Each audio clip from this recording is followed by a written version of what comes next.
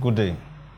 This is 321 exams, and we are taking on the subject economics. Our topic for today on economics is a very wonderful topic that forms the hobnob of economics. It has its twin sister, that is supply. So our first topic for today is the theory of demand. The theory of demand. However, I said something that it forms the hobnob of economics simply because of the fact that I was able to discover that between 1999 and 2019, 68 questions were asked from this particular topic. And I emphatically looked at 2018, 2013, 2012, and I discovered that an average of 5 questions were asked in each of this particular year. But on the average, it is quite, interesting for us to knowing that an average of 2 to 3 questions is being asked on this particular topic in each of the exams that is being written by students. And as a student that is a potential university undergraduate, is quite pertinent for us to understand the fact that a question means a lot to us.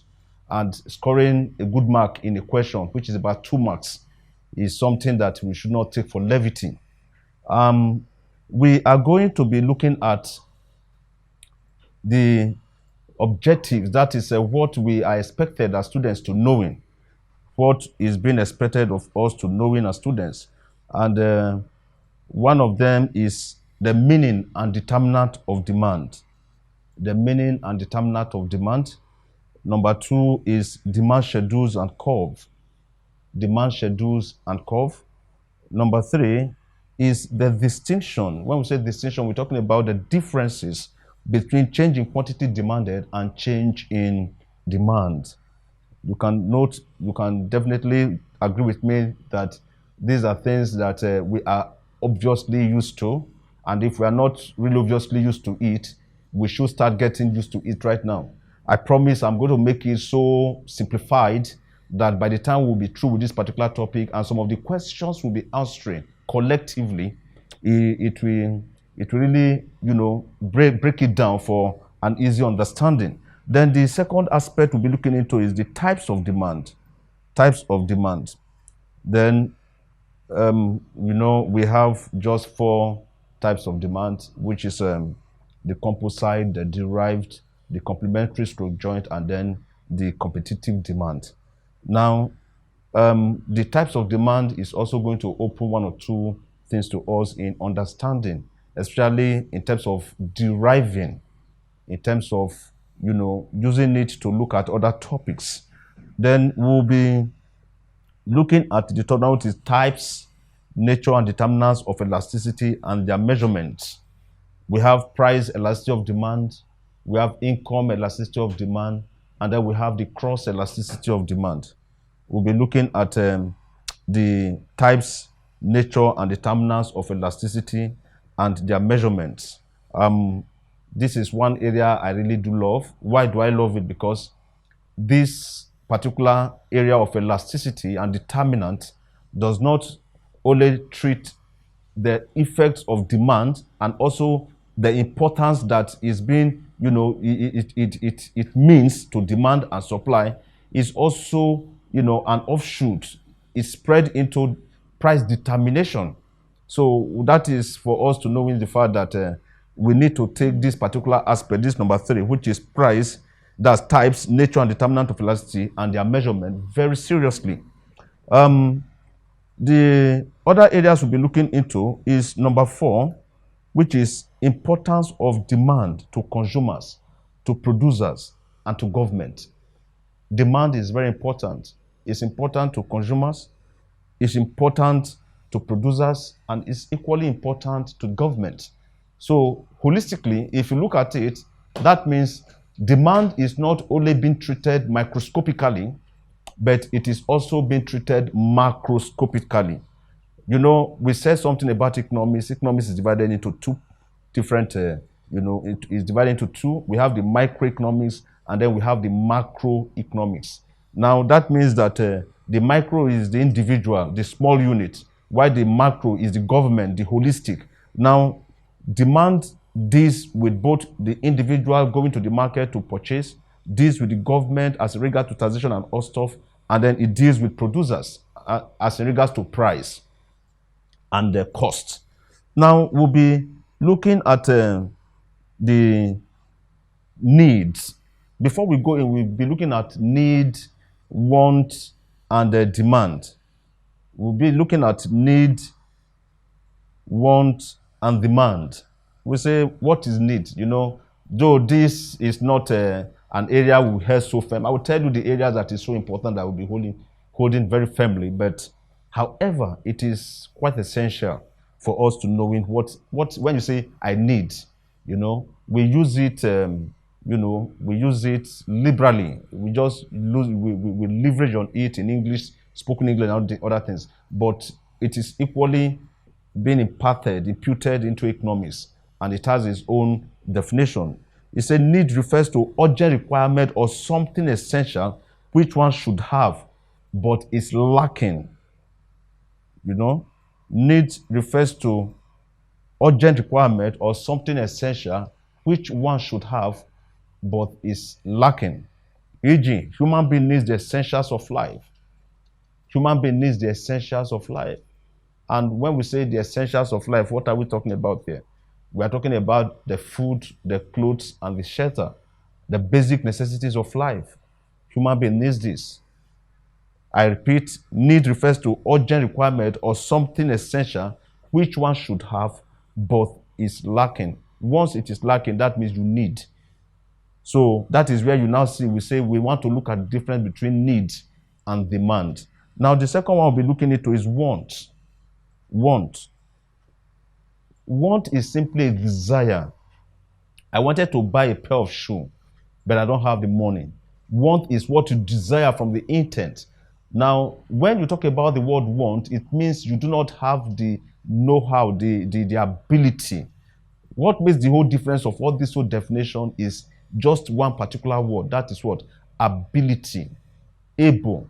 Now, we say a want is a desire for a commodity. A commodity you look forward to having. A commodity you look forward to acquiring. A commodity you dream for, you wanted. That is want. If you want something, that means you have not gotten it. There are some basic things that is required for you to actually, getting that you want. Now, that takes us to demand. So demand refers to the quantity of a commodity which consumers are willing and able to purchase at a given price and over a particular period of time. Demand refers to the quantity of a commodity which consumers are willing and able to purchase at a given price and over a particular period of time. Now, there's something that is very pertinent here we'll look into.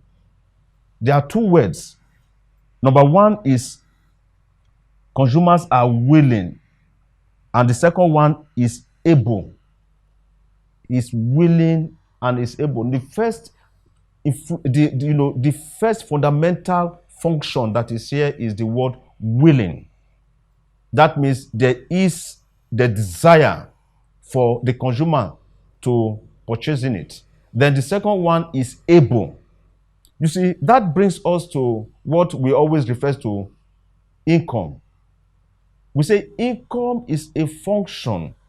Income is a function of demand and supply. Income.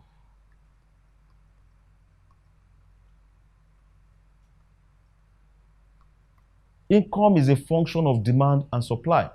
What does that mean? That means income is an independent variable. Every other items or the systematic moves of consumers depend on the degree of his or her income. Income is that particular thing that determines your ability to purchasing. Just like I have written here. Then he said, we say demand is effective. When do we say demand is effective? Demand, we say, is effective when consumers are willing and able to purchase goods and services. Now, I'm going to really bring out one or two things here. which we'll be looking into. Number one is effective demand.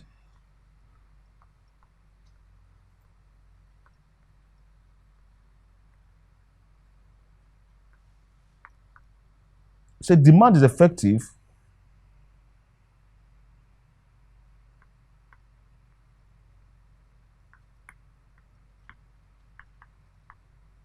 if consumers are willing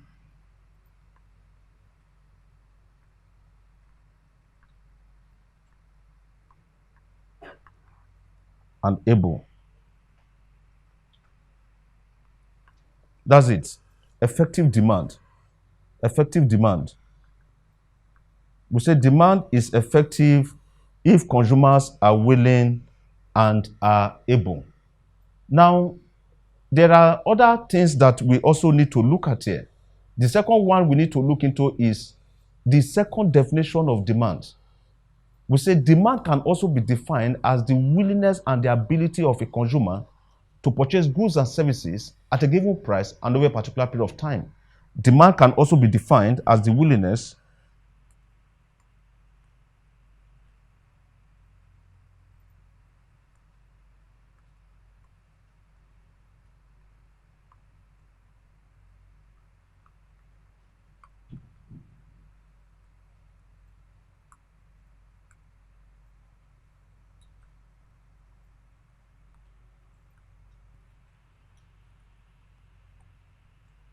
as the willingness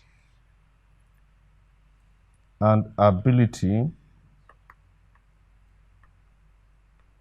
of a consumer to purchase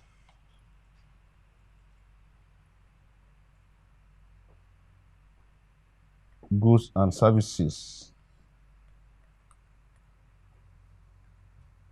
at a given price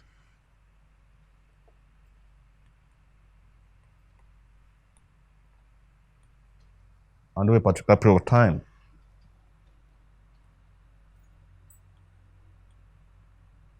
A period of time.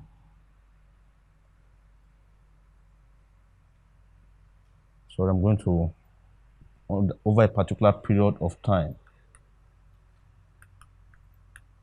Okay. Now we'll be looking at the second one, which is the demand schedule. I would say demand schedule is a table showing demand at various prices. Now the table before us here is looking at the price per thing and then the quantity demanded.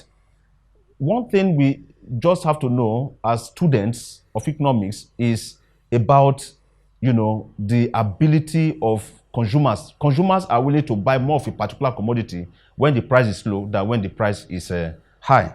Now, when it was 100 naira, 10 things of it were purchased. When it was 80 naira, the price reduced to 80 naira, 20 things of this particular item was purchased. Then when it was 16 naira, 25 things of this item was purchased. When it was 14 naira, 30 things were purchased. When it was 20 naira, 35. So it goes on and on like that. So if, let's assume the price drops to 10 naira, you see that about 45 things. When it drops to 5 naira, so that is a normal natural phenomenon that consumers are willing to purchase more of a particular commodity when the price is low. That will be taking us to what is referred to as the laws of demand. The laws of demand. I will be writing it out here. The laws of demand.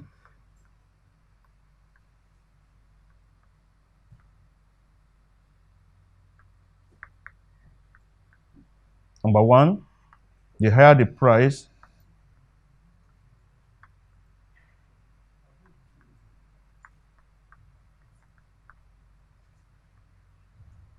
the lower the quantity demanded.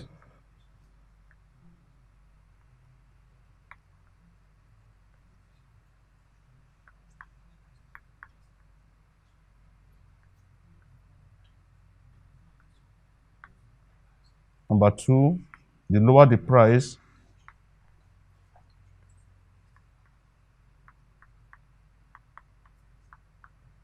the higher the quantity demanded.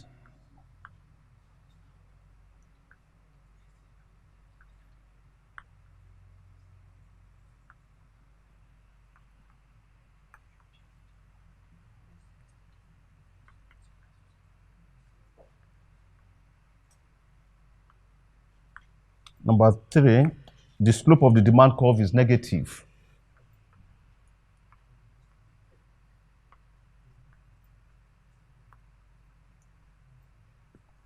The slope of the demand curve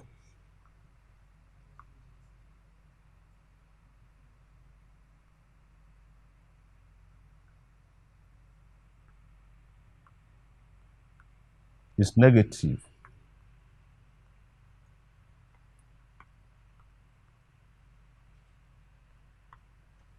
Number 4, the demand curve slope from left to right.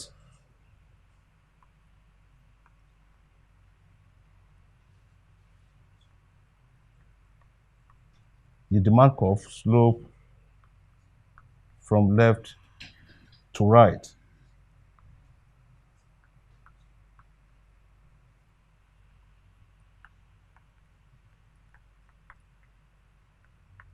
Now, we also have number 5, we say that the demand curve slope from the left to right, and demand curve has a negative slope. Why are we trying to illustrate all this? Just like I said, number 1, it is important for us to knowing the laws of demand so that we can be able to understand how demand flows. Number 1 is that demand curve, the higher the price, the lower the quantity demanded. Number 2, the lower the price, the higher the quantity demanded. Number 3, the slope of the demand curve is negative. Why is it negative? Because demand curve has an inverse relationship with price. I'm going to give you that. Please note that. Note that demand curve has an inverse relationship with price. Please, I will just write note here.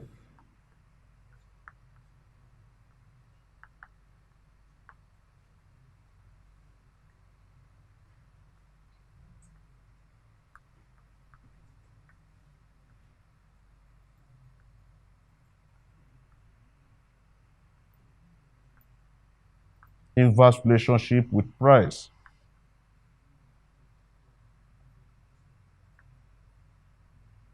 Inverse relationship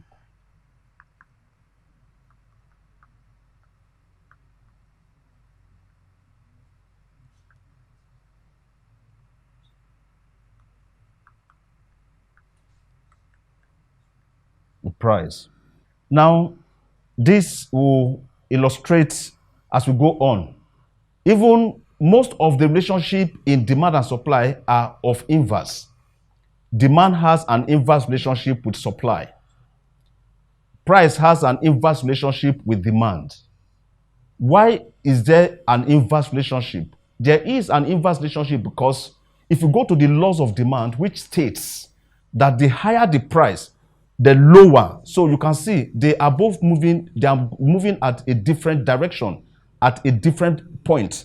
Now, the first particular table that we had, which illustrated the individual demand schedule, we are using it to look at the curve that is being drawn here. If you look at the curve is sloping from left to right, and the curve, the converse, there's another point again that we need to also, understand. The converse, we said that the demand curve is converse to the origin. The demand curve is converse to its origin. Why is it converse to its origin? We have two types of slope. We have what is called the concave slope and then the converse slope. The converse slope is the one that has a gentle slope. So the demand curve has a gentle slope to its origin. The origin is the point where the S and the Y axis meet. So we should note that. Then this particular curve here is talking about the individual demand curve for the goods that is being purchased by an individual in the market, which depicts that when the price was 100 naira, the quantity demanded was 10. And when the price, this is the price, this is the quantity. So when the price reduced to 80 naira, the quantity demanded increased to 20. When the price reduced to 60 naira, the quantity demanded increased to 30. When the price reduced to 40 naira, the quantity demanded increased to 40. And when the price reduced to 20 naira, the quantity demanded increased to 50. Now, this is an indication of the attitude of consumers towards the different prices that is being demonstrated in the market. That also gives us, an illustration of the market demand schedule. The market demand schedule shows the total quantity of a commodity which all consumers of the commodity are willing and able to buy at various prices. At various prices, this talks about is being done, randomly. The random picking of consumers that are in the market purchasing goods and services at different prices. You can actually bear with me that in this, we are using a particular table or a chart that is showing Mr. Ede, Mrs. Ojo, Mr. Eke, and Mrs. Odo. Now, this whole set of people represent the market, and then they are buying things of milk. When it was 100 naira, Mr. Ede was able to buy 10, Mrs. Ojo was able to buy 5, Mr. Eke was able to buy 10, and Mrs. Odo was able to buy 5. And the total of the commodity that was bought here is 30. Then when the price reduced to 80 naira, Mr. Ede was able to buy 20, Mrs. Ojo was able to buy 10, then Mr. Eke was able to buy 20, Mrs. Odo was able to buy 10, and the total commodity of tins of milk that was purchased by the whole of this particular market that has been represented is 60. Now, when the price reduced to 60 naira, Mr. Ede, if you look at it, there's another question. Why is it that their prices are not, that's the quantity by that is being consumed is not the same? The answer is just very different. The quantity that has been consumed is not the same because number one factor is the income of various individuals. When your income increases, then that speaks a volume of your demand. Your demand for goods and services will also increase because just like we rightly said, that income is a function of demand. Then the other one is when the price was 60, Mr. Ede bought 25, Mrs. Ojo bought 15, then Mr. Eke bought 30, Mrs. Odo bought 20, and the total of goods and services that was purchased increased to 90. But when the price fell to 40, you can see Mr. Ede's own was 30, the Mrs. Ojo was 20. You can see they were all experiencing a successive increase in quantity consumed as a result of decrease in the prices of the commodity. That is a very clear, distinct, characteristics of demand. That as the price reduces, the quantity of goods that is being purchased will also, increase. Now, when the price dropped to 20, the quantity of goods that is being purchased by Mr. Ede was 50, and that of Mrs. Ojo was 25, Mr. Eke was 50, and Mrs. Odo was 40, and total of goods that is consumed by the market increased from 30 to 165. 30 to 165. Now, we have seen this depicts the curve.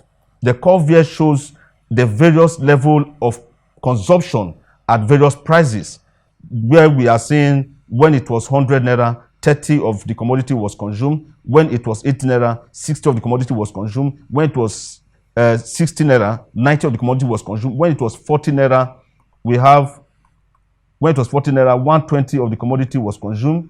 And when it was 20 naira, we saw 150 of the commodity was consumed. Now, this is an illustration. It is an illustration of the attitude of consumers towards the consumption of commodities at various prices. Now, that takes us to the distinction between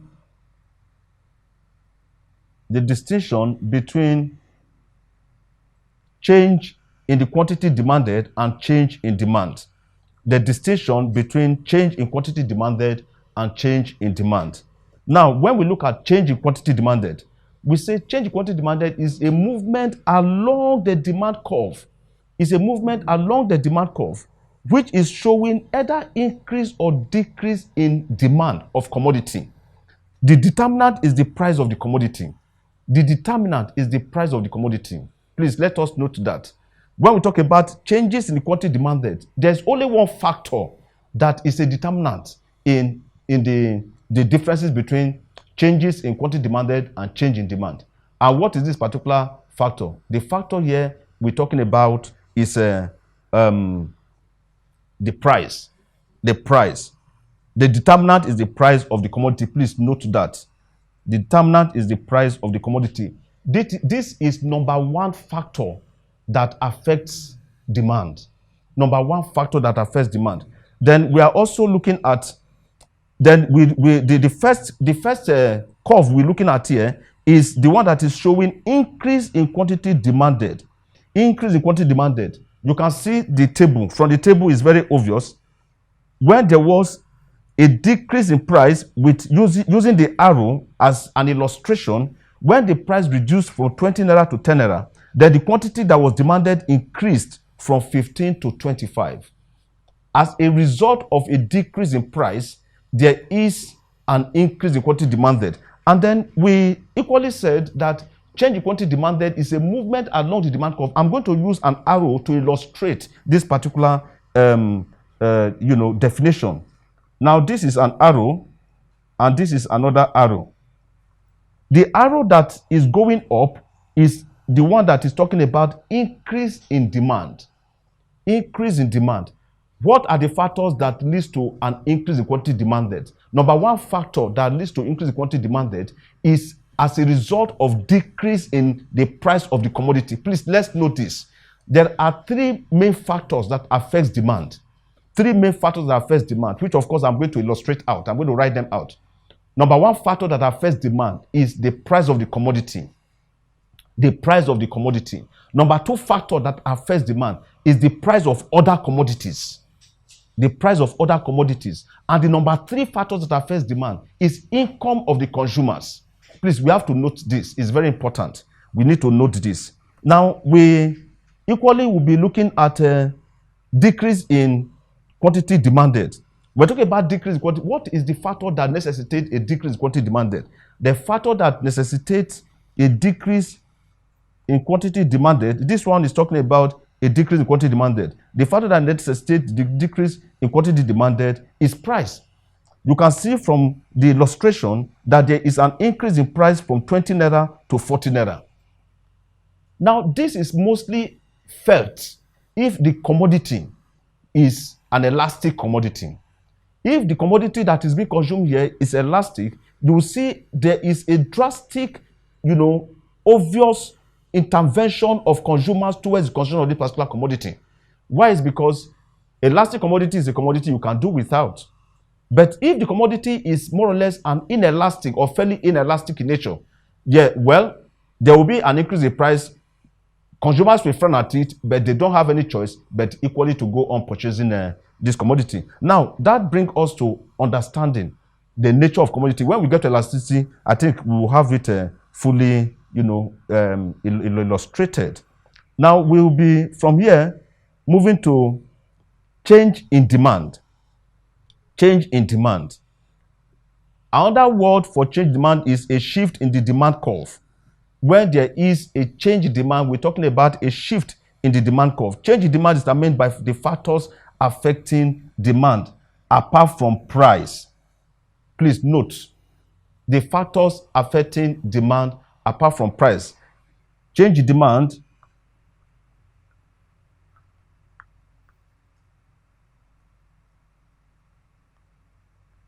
is influenced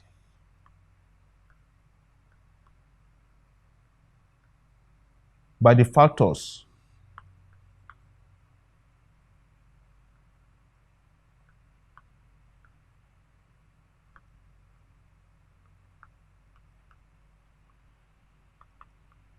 affecting demand apart from price. And we know those factors affecting demand. We have come to the end of this particular lesson. I'll see you in the next lesson. Thank you.